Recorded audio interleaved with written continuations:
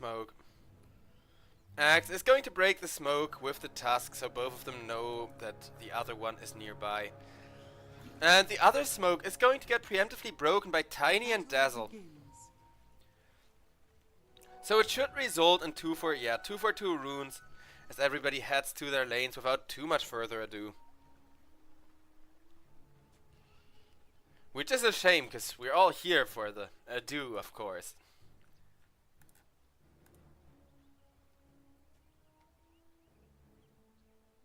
Wait for me.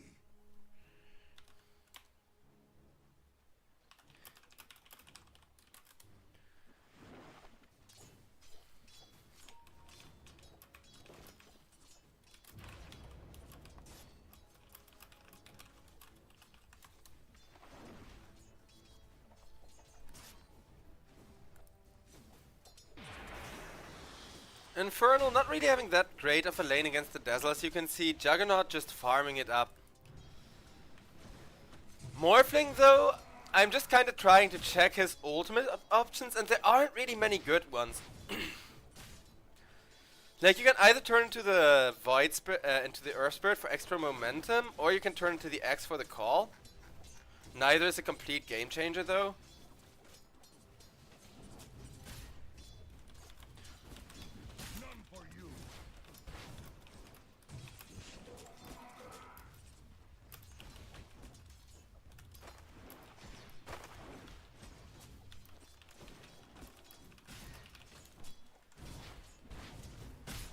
Desire, taking a lot of harass from the Ancient Apparition, just being an absolute cancer. But yeah, turning, like morphing into the Hoodwink actually isn't that great for the Morphling. Because all of her kind of disable, all of her kind of stun can get so easily counted once Juggernaut has that Battle Fury. And he is going to rush a Battle Fury over on top lane though. Morphling gets first blooded by Desire. Desire comes around the corner with an Acorn shot and manages to kill off the Morphling.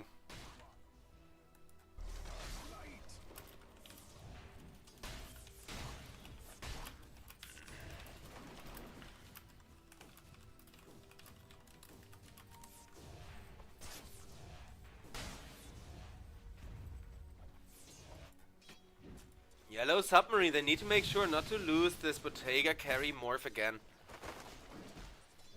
Because Juggernaut already has significant gold lead over him. And don't get me wrong, Juggernaut is expected to be going somewhat ahead in farm of the Morphling once he has that Battle Fury.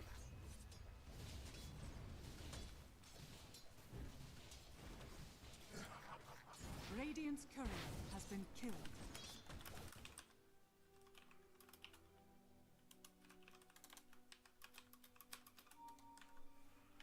As it looks like we got ourselves a pause from the side of 0-10 already.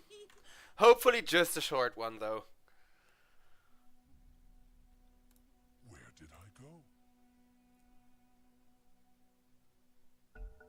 Where did I go?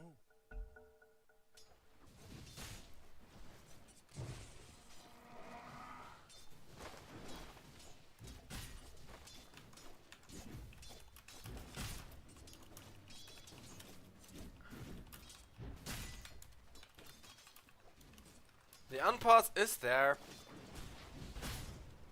I'm gonna keep my eye mostly on top lane, though this mid lane Warwick Earth Spirit is also drawing my attention.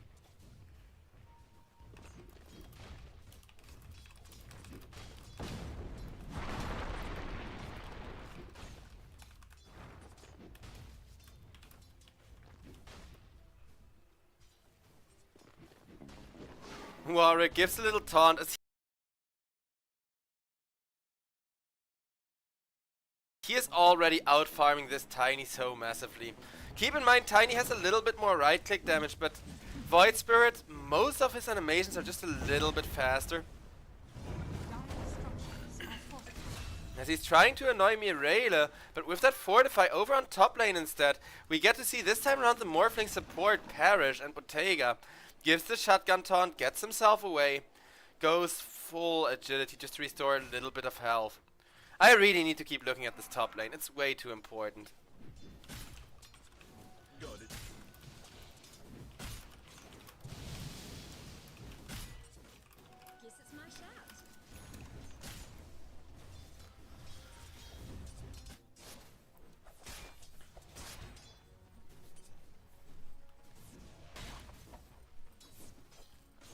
Juggernaut wants himself a nice set of power treads.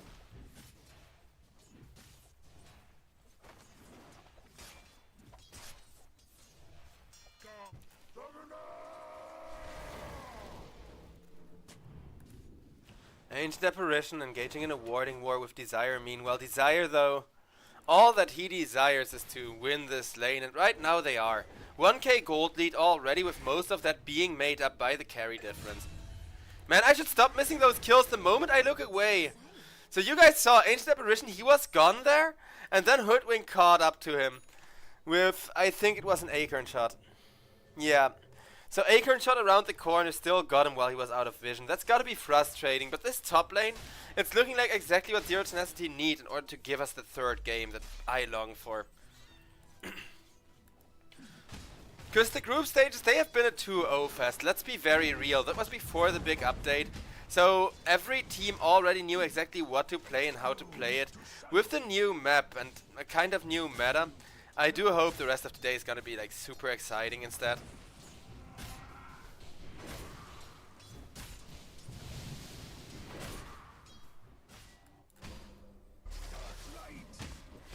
Ancient Apparition tries to rotate over to the mid lane and help out Tiny, but he ends up accomplishing the opposite, as Tiny instead has to deal with not one but two supports coming into his lane to make his life miserable. And that's gonna be an empty bottle for Mireille. Another support rotation out from the Tusk, but he's immediately gonna get magnetized, and that's gonna be 5-0 lead for Zero Tenacity, who kill off problems so easily, giving Tusk some major problems in turn. Meanwhile, Bottega taking so much damage from the Battle Hunger. And guess what? Juggernaut at risk of dying over in bottom lane, but will be healed by the Dazzle, and in come two supports to make sure Infernal dies. But first, Problems wants the kill onto Dream, will get the kill onto Dream. Very important Juggernaut kill there for this task. Not quite worth it if it cost them their Tidehunter, but you're just happy to delay the Battle Fury right now, right? Because your Morphling is already struggling. The best thing you can do is at the very least make sure that the enemy carry also struggles a little bit.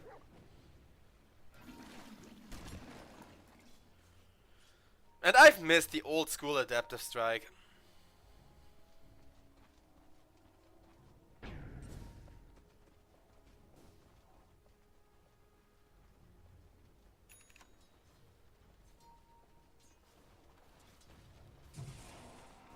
So it still kinda works like the old one, except it's now that shotgun, but it scales a lot differently. You have a lot less base damage and 2.5 agility multiplier on it, so it's still a 400 plus damage nuke in the late game. Axe though with a beautiful two-man call, gets one kill, gets two kills, and in comes the Earth Spirit to magnetize up Mireille and make sure that's a 3-4-0 as the Battle Hunger slows the Tiny down. A toss though, kills off Nefrit, nicely played there. Mireille, he can die a happy man, though you're not too happy about Axe already having 1.2 armor. Dire's top tower is under attack.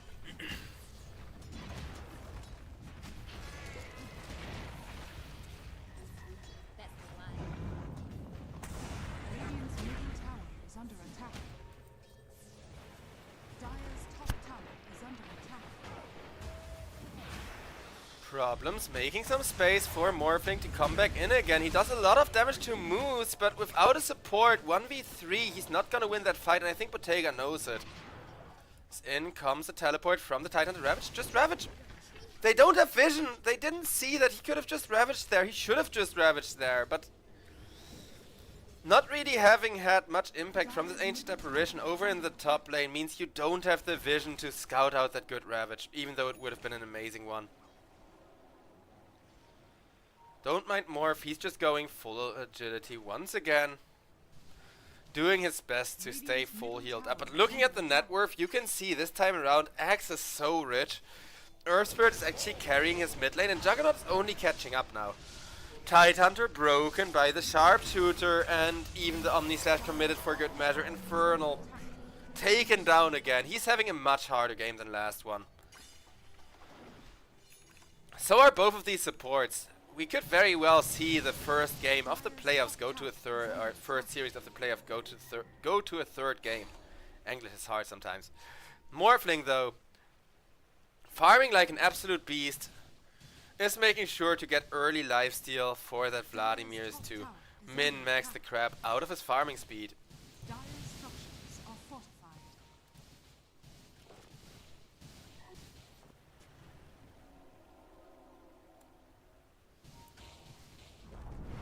Dire's top tower has fallen.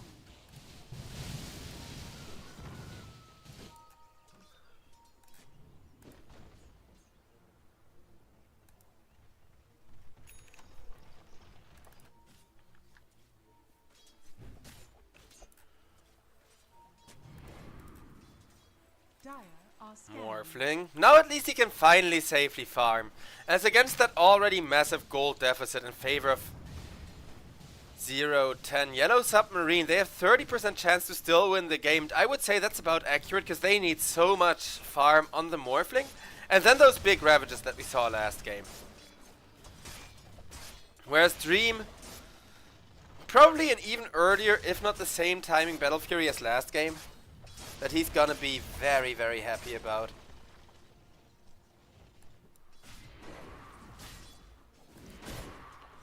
All the while, Nefrit is just printing massive amounts of money with that Helm of the Dominator to yoink one creep and kind of keep an advantage that way. Dire's middle tower is under attack. Radiant are scanning. AA gets caught by Warwick, and one more right click is going to make that another killing spree for the mid lane Earth Spirit. They are going to double stun him using a one-man Ravage just to keep the X at bay and potentially set up on the Earth Spirit. But there's the Dazzle pressing his own ultimate, as well as a Hoodwink rotated in that there was probably an SS called on. So Yellow Submarine, they know full well they cannot fight around this mid lane and have to accept the sad fact that their tier 1 mid tower melts just 12 minutes into the game. Wait, it's gonna be the Ethereal Blade Morphling shotgun build. Alright. I wish I had some popcorn to be munching on right now, because that's definitely deserving of a Tide Hunter meanwhile. He knows he gets one free purge from the Kraken Shell, but it's just not gonna be enough. He has 0 stacks of that Kraken Swell as well, which only adds to, you know, kind of sucking this game. Because honestly, both facets are viable, but you need to play around whichever facet you have. Bottom tower has fallen.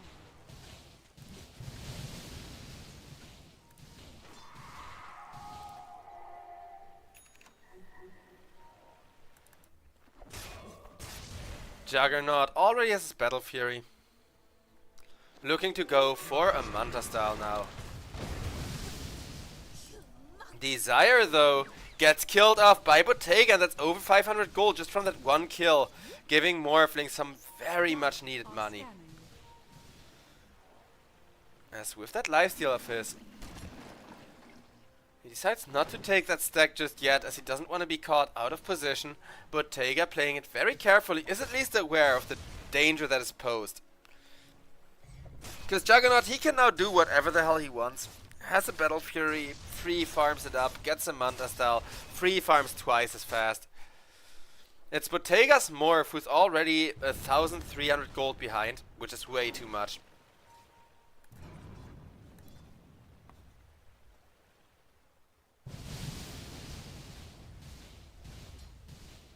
I'm going. Two-man teleport over towards the bottom lane, where Dazzle is already killed, taking away that save. Nicely done there. For the side of Yellow Submarine, they do reveal the Ancient Apparition ultimate the moment they get it. Axe, though, smoked up with his Hoodwink, looking for another amazing multi-hero call, or at the very least that Wisdom Shrine. And it looks like they are going to get a free Wisdom.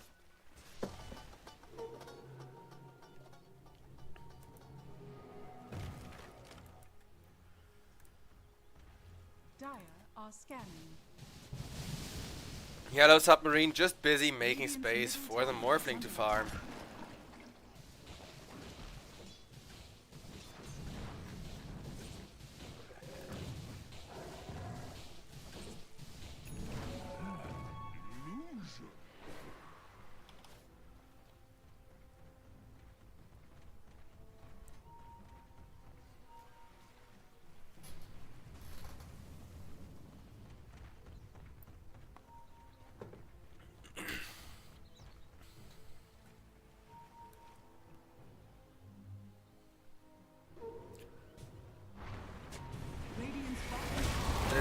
situation. Instead of the Juggernaut, they're gonna jump Warwick. That is a huge kill. Though now you have to worry about Juggernaut with an ultimate coming after you. And Ancient Apparition immediately getting caught for it. Mirele, that as well, as he doesn't have a TP scroll, just making as much space as he can. Which, to be fair, with 2 bottle charges and a decent bit of mana regen, it's gonna be a decent amount of space, but he's too tanky, the creeps can't kill him. Juggernaut just comes in, Dream gets another free bonus kill. You can see the win rate kinda swing back and forth, but it's never really favoring Yellow Submarine. Yellow Submarine, they have so much more work to do on this morphling of theirs. Morph, forced to morph, full strength. Can he get away from this axe? He should be able to.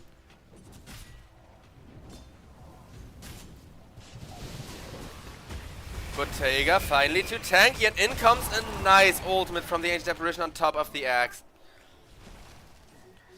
Taking down Nephrit, but now Desire. Oh, that's some unfortunate creep block. By the time he can run through the trees again, he's already taking out to the AA. As Morphling, now slowly morphing back into agility while healing up with that lifesteal of his, about to go for a really good Manta style timing.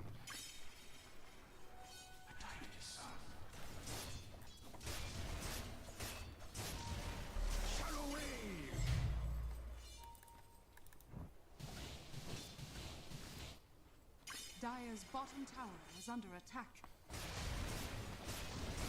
Jagger tries to farm a massive stack. Problems will catch that stack out, and they're gonna try to turn it into a kill on the Juggernaut with the Walrus Punch. With the Ravage committed, healing ward already down. Dream goes for an ultimate, but Infernal. This time around, he's ready to tank it, just like last game. Finally getting a little bit of HP that he needs. Juggernaut, he doesn't get the teleport, and he even loses his Dazzle. They stole 2 ancient creeps from this stack, but that was not worth all of their gold need, as ladies and gentlemen, Yellow Submarine may still have a game on their hands, despite how rough of a start they had for themselves. Radiant's bottom tower is under attack.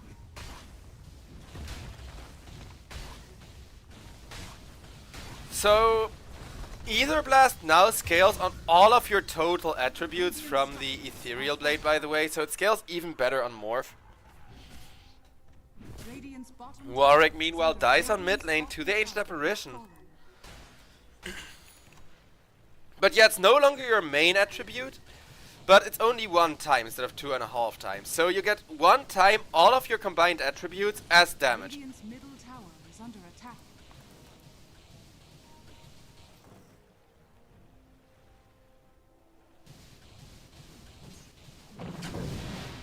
Which isn't bad. It's 280 damage right now for the Morphling. And keep in mind, you get another, 24 attributes, which is a pretty insane amount from that Ethereal Blade itself. So by the time Morphling got the Ethereal, it'll be a 350 damage nuke, plus 2 times his agility, 2.5 times his agility. Yeah, good 1000 nuke damage. I wonder how back Ethereal Blade Morphling is or not, but I'm just happy we get to see it, while also thinking Ethereal Blade is great against the Juggernaut.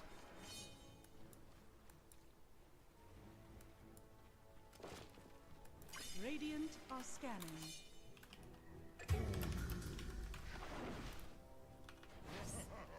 Over on top lane, Hoodwink got killed off. Earth Spirit meanwhile gets away. Axe picks himself up a haste rune though, and is going to look for another collar with that one.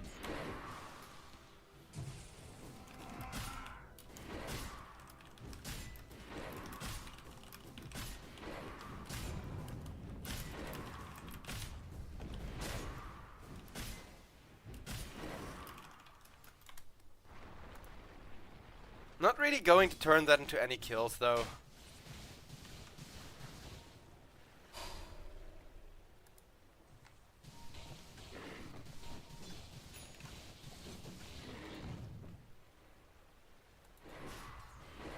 Yellow Submarine, they're still a little bit favored, mostly because their Juggernaut is free farming this entire time.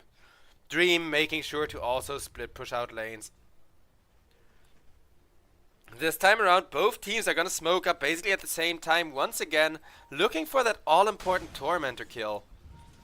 It's really feeling like a repeat of game number 1. Which has me kind of worried for Zero Tenacity, because even in game number 1 they were looking amazing for a while. And they still managed to fall off and get kind of broken down. Tidehunter wants to run down Nephrid. Has the Ravage at the ready. More importantly though, they're looking for the backliners. Ancient Apparition ultimate not hitting as well as it should have, but the Ravage will perfectly line up, instantly forcing a buyback from the Hoodwink. With that buyback though, Yellow Submarine still eager to take this fight.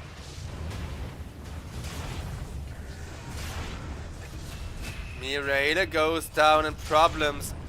He may have gone for a nice snowball save there, but it will not be enough to save his own life, while Morphling manages to teleport out of there, being morphed into the Earth Spirit for the escape. This should be a Tormentor going towards 0-10 though. They do have this Juggernaut healing ward. They have two absolutely beefy heroes as well as a Dazzle to just healing wave it the hell down. Aghanim's Shard now for Dazzle as well. It's not that great, but the 15% healing amplification is still pretty huge.